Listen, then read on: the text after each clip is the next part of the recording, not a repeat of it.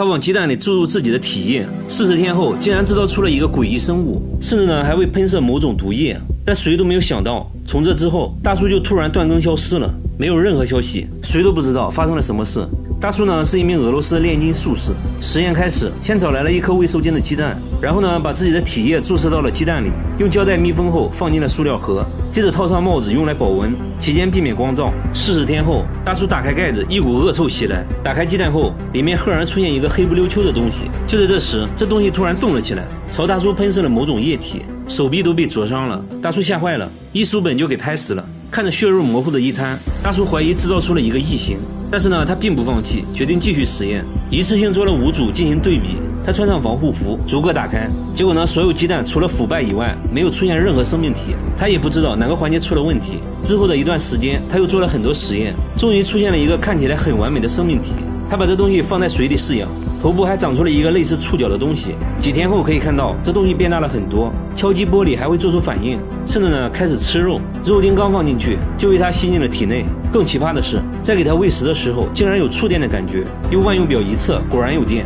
于是呢大叔给它取名皮卡丘。为了对比观察，大叔又制作出了另一个不同形态的生命体。这个生命体呢没有嘴巴，完全靠皮肤吸收营养，体型类似海星，于是给它取名海星。经过几天的喂养，海星竟然长出了眼睛，眼球还会转动。大叔决定把皮卡丘和海星放在一个容器里，看会发生什么。刚开始呢他们只是静静的待着，互不干扰，但接下来神奇的事情发生了。皮卡丘的头部和海星的身体融合在了一起，而且呢皮卡丘也开始放电。他怀疑这是皮卡丘在攻击海星，但过了1天他们还是这个状态，海星呢也没有死掉。大叔认为他们并不是互相攻击，更像是在配对。又过去了几天，两个生命体已经完全融合到了一起，变成了一个全新的形态，甚至呢还长出了耳朵，触碰一下这东西瞬间会做出反应。最终呢生命体的形态变成了一个类似大海葵的东西，嘴巴里竟然长出了牙齿。大叔给这个全新的生命体取名叫肖格斯，但是呢发现它并不吃肉，只吃胡萝卜。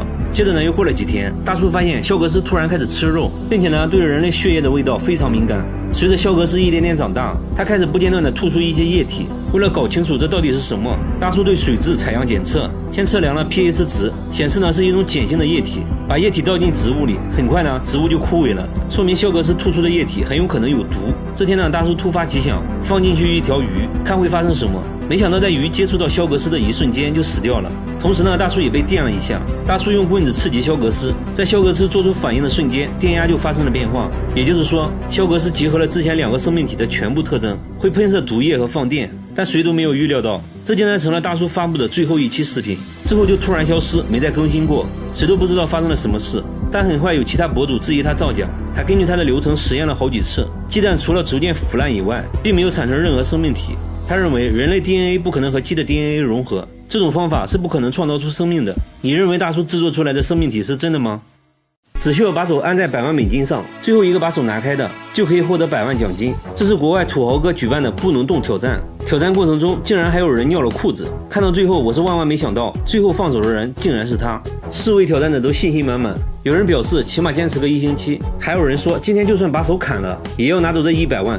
然而黄衣服的小哥微微一笑，全程呢啥也没说。很快呢1个小时过去了，他们看起来都很轻松。时间来到第3个小时，仍然没有人放手。土豪哥准备给他们增加难度，玩起了剪刀石头布，结果呢没人上钩，接着朝他们丢饮料，也都被另一只手接住了。他们轻松躲过了所有套路。就这样又过去了6个小时，4位挑战者已经有些疲惫了。土豪哥决定给他们投喂食物，但是呢只能用嘴来接，接不到的话还要戴1个小时头盔作为惩罚。结果呢他们都被戴上了头盔，简直雪上加霜。很快9个小时过去了，终于有人憋不住了，黑衣小哥竟然尿了裤子，简单给他处理了一下，挑战继续。1夜过后查看监控，发现了第1个犯规者。红衣小哥下意识的把手抬起了1秒钟，没办法只能提前出局。不过呢土豪哥给了他1万美金作为安慰。挑战继续，来到了第19个小时，为了激励他们，土豪哥请来了他们的家属，给他们加油打气。此时呢距离挑战开始已经过去了32小时，他们快要失去意识了。就在这时，黑衣小哥下意识的抬起了手，等他反应过来为时已晚，惨遭淘汰。作为安慰，土豪哥给了他2万美金。现在呢挑战者只剩下了2个人，2人还相互放了狠话，都想要成为100万富翁。黄衣小哥已经经开始规划未来了。赢了比赛后呢，先买个大房子，再给老婆买个大钻戒。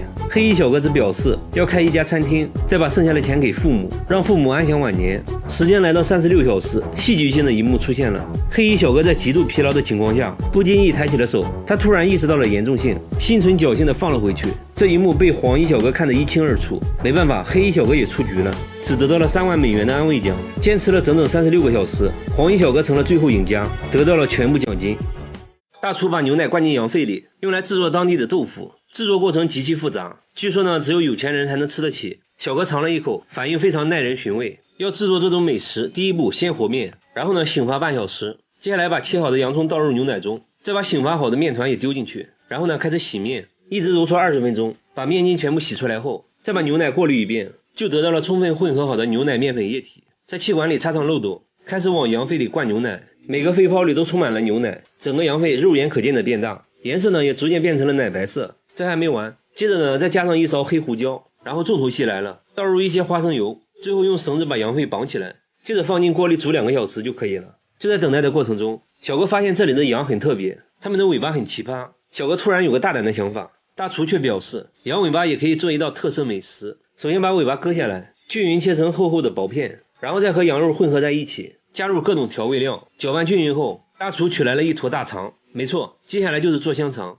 这没有什么稀奇的，但接下来的加工过程有点奇葩。把做好的香肠盘在一起，一层层放在烤架上，接着把烤架整个放入吊炉焖烤1小时。接下来还要用泥巴封口，确保没有任何缝隙。只需要等待1小时，香肠就可以出炉了。扒开泥巴，一股热气就冒了上来，掀开盖子，香味瞬间扑鼻。把100多斤的香肠抬出来，简直不要太震撼，一口下去满口爆浆。这时呢，羊肺也煮得差不多了，捞出切块，Q Q弹弹的，看着呢有点像豆腐，撒上一点辣椒面就可以吃了。小哥尝了一口，表情很是复杂，回味了片刻，直呼这辈子没吃过这么好吃的美食。羊肺的鲜和牛奶的甜，吃了就仿佛看见初恋一样。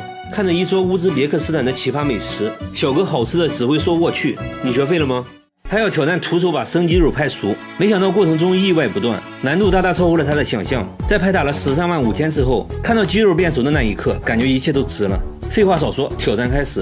真徒手是不可能完成的，所以呢要先打造工具，模拟人手拍打的效果。原理呢就是把动能转化成热能，从而使鸡肉变熟。准备完成，开始了挑战。结果呢还没拍2下，设备就散架了。他决定对设备整体升级，支架这些呢全部换成镀锌钢材质，给外壳又加装了保温泡沫。挑战呢又开始了。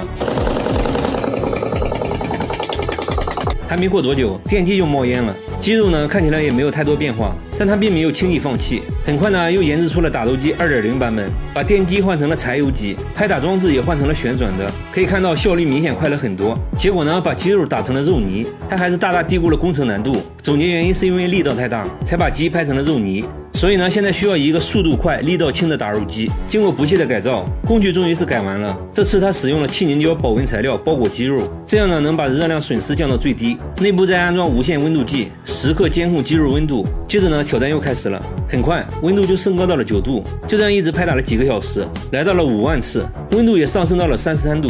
拍打7万次的时候，温度就来到了40度。随着温度不断升高，看起来把鸡肉拍熟是很有可能实现的。拍打了10万次的时候，意外呢又发生了，打肉机的螺栓竟然磨断了。小哥决定先查看一下鸡肉的成熟度。刚打开包装，一股刺鼻的味道袭来，他切下来一小块想要尝一尝，犹豫了很久还是没能下起嘴，只能接受失败。现在要做的就是继续升级打肉机，为了防止螺栓再次磨断，这次呢使用了大尺寸的淬火钢螺栓。升级完成，接着挑战。刚开始一切都很顺利，但是呢不出意外的话肯定又要出意外了。这次的电源竟然烧了，虽然状况不断，但这更加激发了他的斗志，说什么也要吃上一顿用拍打的方式做的饭。于是呢不惜一切代价重新升级了打肉机的机械臂。他退而求其次，决定来拍打牛肉，毕竟牛肉不用做到全熟，来个5分熟就行了。而且呢之前已经证明过，打肉机可以把肉加热到40度以上。说干就干，把新鲜牛肉装进包裹，挑战正式开始。拍到2万次的时候遇到了瓶颈，牛肉包装拍漏了，这属于小问题，换个包装继续。温度很快来到了50多度，又继续拍打了一段时间，温度上升到了60度。小哥非常激动，这意味着他的5分熟牛排已经好了，他已经迫不及待想要品尝一下。刚打开包装，汤汁就流了出来，看牛肉的色泽，好像呢已经熟了。闻起来怎么说呢？味道非常像牛排，一刀下去血水就冒了出来，不错。是正宗的5分熟。小哥切了一块送进嘴巴，据说呢口感非常不错，但他还是没有放弃把鸡肉拍熟的想法，再次尝试，一直拍打了90分钟，最终鸡肉还真被拍熟了。但是呢他没有吃，可能是因为鸡皮收缩的原因，鸡竟然睁开了眼睛，所以呢没敢吃，但得出了一个结论，要拍熟一只鸡，至少呢需要拍打13万5千次。你学会了吗？可接下来却发生了神奇的一幕，随着大气中的尘埃落定，阳光重新普照大地，植物逐渐复苏，整个世界开始绿意盎然，生命按照自己的方式又重新开始繁荣起来。大姐上厕所从来不用纸，必须用纸的话就要把用完的纸留着，下次继续用。用完的卫生棉也要洗接着用，为了省水，马桶要攒1天，睡觉前才会冲1次。28年来没买过一件衣服，短裤都是30年前趁降价买的，松紧带已经没有弹性了，没关系，用夹子夹上照样穿。袜子都穿到脱丝了，变成了薄薄一层。短袖从小穿到大，上面全是洞。他还说希望再穿个20年。洗发水也是各种免费试用装。洗衣服用洗衣机就太费电了，直接把衣服泡在洗澡水里，洗完澡顺便就把衣服洗了。我觉得这样还是浪费，应该把洗澡水收集起来冲马桶才对嘛。家用电器都是用优惠券兑换的，为了省下每月17元的燃气费，他把家里燃气停了，只要花钱一切免谈。很多人觉得这样省钱完全没必要，你再省也买不起房子啊。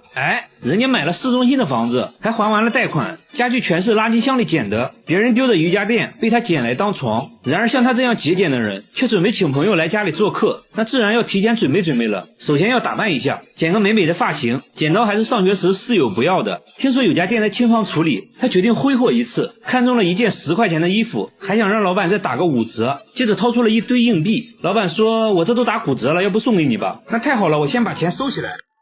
接下来就是给朋友准备晚餐了。只见他来到垃圾桶旁边，好朋友要来家里做客，他却在垃圾桶里找食物招待朋友。他特意来到高档餐厅门口的垃圾桶，说这里丢掉的食物品质好。在路人诧异的目光下，他开始采购了。你看这不就有很多新鲜的葡萄吗？还有西红柿，做个西红柿炒葡萄，不错。今天运气也很好，还找到了一盒烤鸡，看了一下生产日期，才过期6天而已，非常适合给朋友当主食。最后还找到一盒蛋糕，这下齐了，餐后甜点都有了。这时店主想要赶走他没有感到一丝尴尬，他认为只要你把食物丢进垃圾桶，那就是公共财产了，自己就可以正大光明的捡。还说你们真是太浪费了，下次丢垃圾的时候能不能先给我打个电话。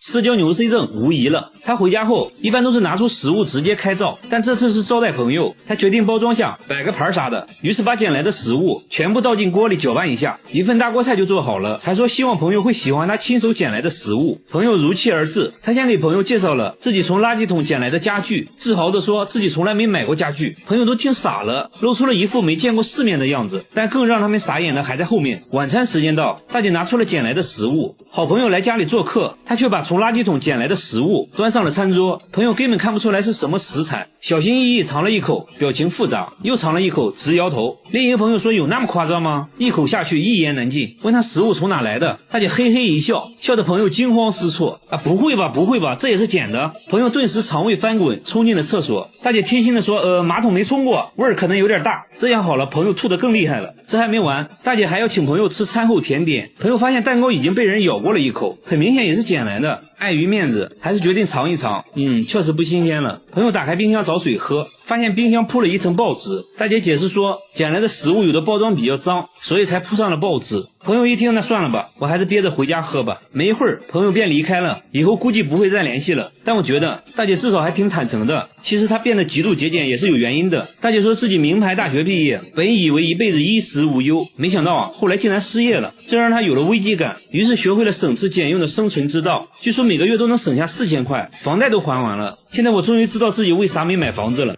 好了，我是岳飞，关注我，每天一个迷惑行为大赏。大叔疯狂的用铁锤敲自己，一天要敲1万次，边敲还边笑，甚至脑袋也要敲，即使在店外都能听到敲打的声音。节目组惊呆了，这是一把货真价实的铁锤，难道不疼吗？大叔轻蔑一笑，说我都做了5年了，还说正是铁锤救了他的命，这又是为啥呢？他也不解释反而变本加厉，疯狂的敲打肚子，都敲出了8块腹肌，胸口再来上几下，胳肢窝也不能少，说这是自己独特的按摩方式不仅如此，说锤锤子疗法还能帮助减肥，工作人员尝试了一下，差点敲骨折。大叔最后在脸上敲了几下后，终于说出了这样做的真正原因。原来啊，当年他得了很严重的颈椎病，有天痛到无法忍受，偶然拿起铁锤敲打颈椎，没想到颈椎一下他就不疼了，从此就走上了敲打自己的道路。但当他脱掉上衣，脊椎都被他敲得通红，长了厚厚的老茧。他真的健康吗？节目组带他来医院，大叔还在医生面前展示了锤子疗法，医生看得一愣一愣的。一番检查下来，医生说他的颈椎问题仍然存在，建议大叔立即停止锤子疗法，不然很有可能得关节炎。听了医生的话，大叔回家就把铁锤换成了按摩仪。和大叔有相同爱好的还有下面这个男人，他在零下20度的气温下疯狂的用铁锤敲肚子，1分钟要敲80次，肚子都敲红了。他就说自己在锻炼身体，还让工作人员往他肚子上敲，敲完肚子又打了一套太极拳，完事后拿出一瓶白醋，倒了满满一杯，一饮而尽。这种迷惑行为真的是奇怪啊！回家后拿出冰冻的苹果，直接用手指劈开吃，还说手切的好吃，我信你个鬼啊！有区别吗？更奇葩的是，他是个专业的钢琴老师，弹了一手好钢琴，还给节目组展示了一段，看着完全就是两个人啊！为什么会有这么奇葩的组合？这时大叔说出了自己的故事，原来他患有小儿麻痹症，从小就被朋友孤立，这让他很自卑，直到有一次自己单手劈断了一个木棍，小伙伴都惊呆了，这让他找到了自信，从此就这样开始奇葩的运动了。至于锻炼完要喝醋，他说之前经常咳嗽，喝了醋就不咳嗽了，就很神奇。但这种锻炼方式真的健康吗？节目组带他来医院，当着医生的面展示了自己的锻炼方式，医生也看呆了。一番检查过后，医生发现他的肠胃有一定程度的损伤，要立即停止这种危险行为，不然有可能会导致内出血。最后大叔也表示自己会慢慢改掉这种不好的锻炼方式。然而下面这个大叔对自己更狠，他把10厘米长的钉子敲进了膝盖，接着用拔罐器对着伤口抽血，很快就抽出来一管血。就这种迷惑行为，他每天都要做10次，已经做了10年。他还说是为了健康，下班了抽一管，睡觉前也要抽一管。最急的人是他老婆啊，怕他抽死了，说他有一次放血过多都站不起来了，为此还在家休养了3个月，而他自己却说正是钉子救了他的命。他到底经历了什么？再后来他做得越来越极端，甚至往头上钉钉子，这也导致他大量脱发。他却说感觉自己年轻了20岁，还认为是放血带来的，真的奇怪。原来大叔患有严重的抑郁症，吃过很多的药。再后来呢，他认为自己体内有药物残留，认为自己的血不干净，才想着用拔罐器抽血。经过一番劝说，他同意去医院检查。医生看到都震惊了，说他的想法和方式完全是错的。不仅如此，如果钉子损伤了神经，都有可能导致瘫痪。最关键的，他根本就没有病，身体没病的话，那80%就是心理问题了。精神科医生对他进行了心理测试，医生说他把心理问题当成了身体问题，错误的通过放血来自救，还试图让这种行为合理化。在医生的建议下，他终于意识到了自己的危险行为，回家后就把拔罐器都砸碎了，生活步入了正轨。好了，我是岳飞，关注我，每天一个迷惑行为大赏。他家客厅成了墓地，每天早上都会出现上万只死掉的蜜蜂，蜜蜂尸体能装满3个垃圾桶。然而更多的蜜蜂还在源源不断的涌进来就算把纱窗打开，蜜蜂也不走，好像屋里有什么东西吸引着它。主人也是惨啊，被蜜蜂围攻，蛰得满头大包一到晚上更夸张，整个天花板都会震动，还会传出一种怪声没办法，晚上只能睡在卧室的帐篷里。然而邻居家并没有出现这种情况，附近呢也没有养蜂场，那他们是从哪里来的？为什么偏偏选择他家？他家是有什么东西在吸引蜜蜂吗？真的奇怪啊。第二天，节目组再次上门，主人说今天死掉的蜜蜂很少，工作人员敲了敲天花板，里面也没有发出嗡嗡的声音，难道是一夜之间都死了？节目组用热像仪也没有检测到任何温度，决定打开天花板看看到底什么情况。找来了专业养蜂人，一打开就发现一个硕大的蜂巢，蜜蜂也都活着，还发现客厅出现的蜜蜂都是通过电线孔钻出来的。原来当蜂巢内部温度过高时，蜜蜂会扇动翅膀来通风，就会出现嗡嗡的声音。之所以现在蜜蜂安静下来，是因为天气降温了，它们一年只能生产出1个蜂巢，现在有6个蜂巢，说明它们已经在天花板生活6年了。那没什么好说的，直接给蜜蜂搬家，最后还收获了17公斤的蜂蜜。主人说这就算6年的房租费了。然而下面村庄发生了更离奇的事，每到凌晨1点，整个村子就会传来龙的叫声。村长说声音是从半年前开始的，每到凌晨1点就会准时响起，一直持续到早晨不戴耳塞根本没法睡觉，很多人受不了都搬走了。有村民认为是之前开山采石动了龙脉，而节目组却认为是锅炉的声音，但村长说自己早就检查过了，锅炉一切正常。节目组继续寻找声音来源，这时一个类似的声音传来，来到屋内才发现是缝纫机的声音，但声音非常小。缝纫机表示这个锅我不背，那难道是管道施工惹的祸？但施工队表示从来不会在凌晨施工。一时间关于声音的说法越来越多，听起来也越来越灵异。又来到了凌晨，节目组全体动员，在村中各个角落寻找声音来源，还安装了声纳设备来监控。不一会儿，声音准时响起，大家都指向了同一个地方，正是锅炉所在的位置。声纳设备也检测出声音就来自村长家的锅炉。这就很尴尬了，村长还是不肯相信，明明自己检查过的。锅炉售后人员排查了半天，终于找到了问题所在，锅炉上一个电磁阀产生了滑动，导致了这种不寻常的声音。维修完毕，村民终于可以睡个好觉了。同样在凌晨出现诡异声音的还有下面这个公寓，每到凌晨4点，整个公寓就会传来敲门声，有时候是玻璃球掉地上的声音。声音是从5年前开始的，每天持续4个小时。声音出现时，整个房间都有回声，墙壁都会震动，很多人都无法安心睡觉，出现了不同程度的神经衰弱。有人干脆在外面租房住。物业也调查过原因，关闭了所有能产生噪音的设备，但最终声音还是没有停止，现在反而变本加厉，什么奇怪的声音都会出现。节目组在公寓不同位置都安装了摄像头。又来到凌晨4点，敲门声再次响起，1小时过后又变成了玻璃球滚动的声音，声音竟然高达90分贝。要知道地铁站声音也才81分贝。工作人员发现用铁锤摩擦瓷砖产生的声音和玻璃球掉落的声音很像，怀疑是有人故意这样做的。节目组在其他楼层安装了更多的摄像头，想要找到这个人。接下来就是等待声音的出现，但是1晚过去了，完全没有出现任何声音，连续几天声音都没再出现。其实已经没必要再调查了，很明显了，恶作剧的人就在公寓里，至于是谁就不好说了。1个月后，节目组做了个回访，物业表示自从节目组采访过后，声音就没再出现过，这下都能安心睡觉了。好了，我是岳贝，关注我，每天一个迷惑行为大赏。大叔每天咬着一双筷子睡觉，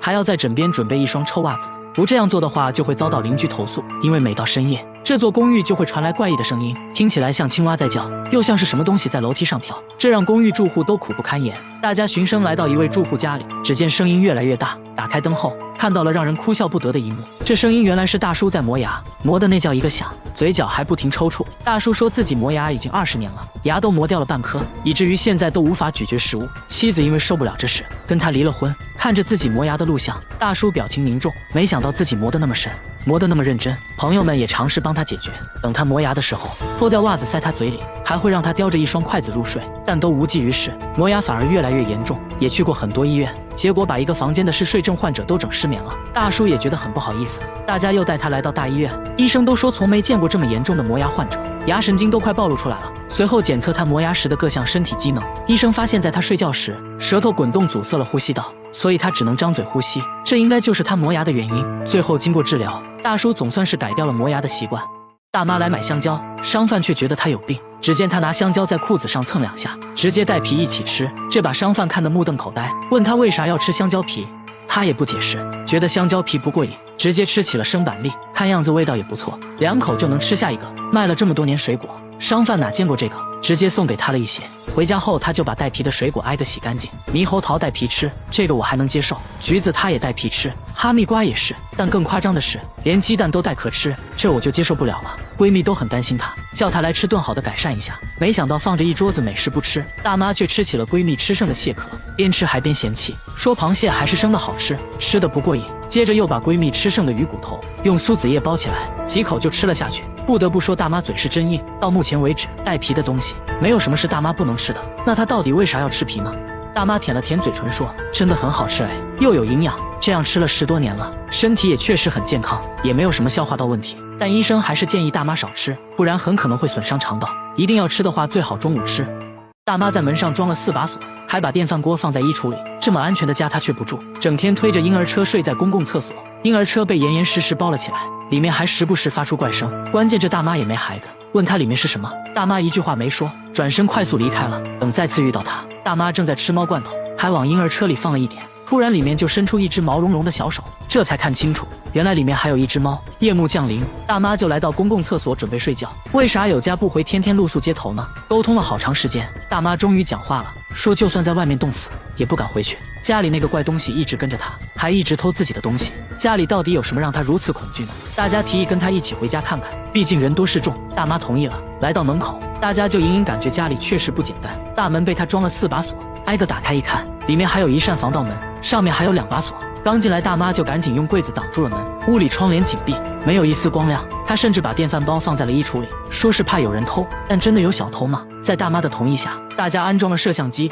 看能不能抓到她说的那个怪东西。一夜过去了，没发现小偷，却发现了大妈的反常行为：整夜不睡觉，在屋里来回走动，还时不时跪在地上做着奇怪的动作。白天大家问她为啥不睡觉，她指了指天花板，说那个怪东西就躲在天花板上，整夜嘲笑她。听到这里，大家就知道怎么回事了，8成又是心理问题。在当地相关机构的帮助下，大家说服她接受治疗。一番交流下来，医生说大妈患有精神分裂症和妄想症，会时不时出现幻听，应该是由于父母过世对她打击过大导致的，只要治疗得当，还是能好起来的。最后大妈也意识到了自己的问题，说会好好配合治疗，几个月后再见到她，精神面貌已远超过去，成为了一个正常人。大叔天天擦玻璃，却怎么都擦不干净，也不是爱干净，是因为最近换了窗户后，玻璃上就凭空出现了一个奇怪纹路，纹路非常清晰，看着就像一个巨大的指纹，怎么擦都擦不掉。即使换了窗户，这指纹仍会重新出现，因为大叔的房子在深山里，难不成真的有什么不明生物偷偷留下的吗？装个监控看看吧。一夜过去了，怪物没出现，却出现了更怪的事，指纹凭空消失了。大叔却并不惊讶，说之前也发生过这种情况，只要是晴天，指纹就会消失，反之阴天指纹就会很明显。大叔说再等等吧。来到傍晚，这指纹果然准时出现，有人怀疑是傍晚室内外温差变大，从而在玻璃上出现的冷凝现象，但这东西根本擦不掉，而且只出现在这一块窗户上，所以不可能是冷凝现象。那现在怎么办呢？大家去找卖家咨询，卖家说了一些有的没的，一副不耐烦的表情，最后说可能是厂家用吸盘搬运玻璃中留下的痕迹。大家又来到玻璃厂家，果然就看到了这种搬运玻璃的专用吸盘，吸盘也确实会在玻璃上留下痕迹，但这种痕迹是能擦掉的，跟大叔家的根本不一样。就在大家一筹莫展之际，瑕疵品玻璃的存放方式引起了大家的注意，上面出现的纹路和家里指纹不能说是很像，只能说是一模一样。厂长解释说，刚生产出来的玻璃很热，需要在下面垫上一层厚厚的油纸，大家隐隐感觉这层油纸可能就是谜团的关键。带着油纸找到专家，专家分析半天，又说了一大堆我听不懂的。总之结论就是，玻璃上的纹路还真是油纸印上去的。刚开始纹路还是能擦掉的，但一些瑕疵品玻璃在露天环境中存放时间一长，这纹路就会深深印在玻璃上，是很难擦掉的。工厂为了利益最大化，会把这种超大的瑕疵品玻璃做成小一点的窗户玻璃。恰巧大叔买的窗户玻璃就是用这种瑕疵品做的，于是就出现了这种怪现象。至于这纹路在晴天时消失，是由于温度升高导致的。知道了怎么回事，这下不用再换玻璃了。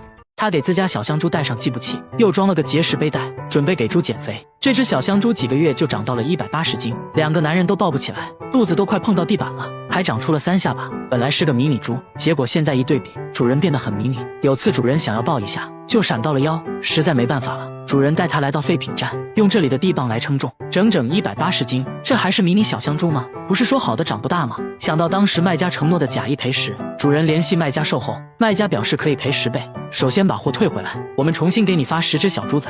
主人一想，不对啊，我这不就成养猪的了吗？毕竟养了这么长时间，都有感情了。主人决定给他减肥，带上计步器，一块行走的五花肉上线了。刚走了2步，他就躺下了。本以为他至少能走30分钟，结果他要休息30分钟，看来运动不适合，只能让他少吃点了，用食物引诱他运动。结果主人却累瘦了。最后主人想到了一个绝招，给他制作了一个节食背带，前面吊上一根他最爱的胡萝卜。你别说，效果不错，他走路积极多了。几天后再次上称，减肥效果十分显著，整整减掉了半斤，而且很可能是上称前那坨便便的重量。用仪器一测，他的体脂率超过了85%。医生擦了擦口水，说这种猪吃起来很香，而不是这猪是很难减肥成功的。但主人并没有放弃，表示会一直陪他减肥，希望他能变回迷你猪。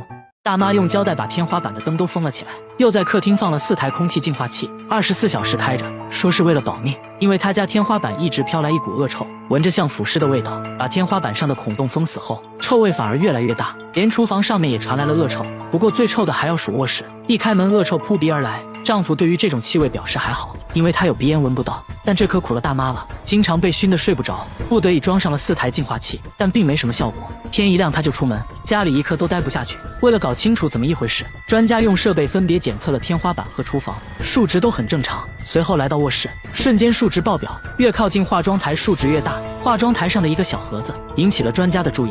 大妈说这是保湿霜，已经很久没用过了。拧开盖子，一股恶臭袭来，差点把专家送走。用仪器测了一下，数值超过了34。要知道下水道的气味也才20左右。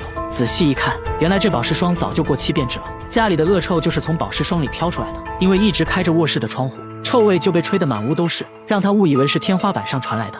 大妈只是在家种了一个盆栽，却引得植物专家纷纷上门参观。只因这盆栽实在不一般，一夜就能长高20厘米，10多天就长到了3米。大家架起摄像机对着植物顶端，一夜过去了，植物肉眼可见的疯狂生长。据大妈介绍，这盆栽大有来头。前段时间她做了个手术，出院后就遇到了一个怪和尚，什么都没说，就把这植物送给了她。说来也是奇怪，自从这植物来到家里，大妈身体也在一天天好转。大妈觉得这一切都是盆栽带来的，认为她肯定是被高僧加持过。从那时起，大妈每天精心照料，浇水都用山泉水。刚开始她只是冒了一个小尖尖，没想到10多天竟然疯长到了3米。她现在就想知道这东西到底是啥。专家看到这景象也觉得不可思议，因为当地环境不利于它生长，长成这么高非常罕见。说这是一种墨西哥植物，名叫龙舌兰，这根长长的就是它的花茎，最终可能会在顶端开花，据说每30年才会开一次，而且环境要非常适合。但韩国的冬天太冷了，可能无法等到开花的那一刻。最后专家还说了一个残酷真相，龙舌兰一生只开一次，那就是一旦开花，也就意味着它的生命到头了。大妈显得很伤感，专家说可以采集到种子进行播种繁殖。大妈又恢复了笑容。1个月后，令人意想不到的是，龙舌兰真就开花了，艳丽的黄色花朵看起来好像一把火炬，上面还泛着光，蜜蜂都被吸引来了，最终高度也达到了3.6米。全村男女老少齐聚一堂，都想来沾沾好运。据说龙舌兰开花就能实现愿望，众人纷纷点赞许愿。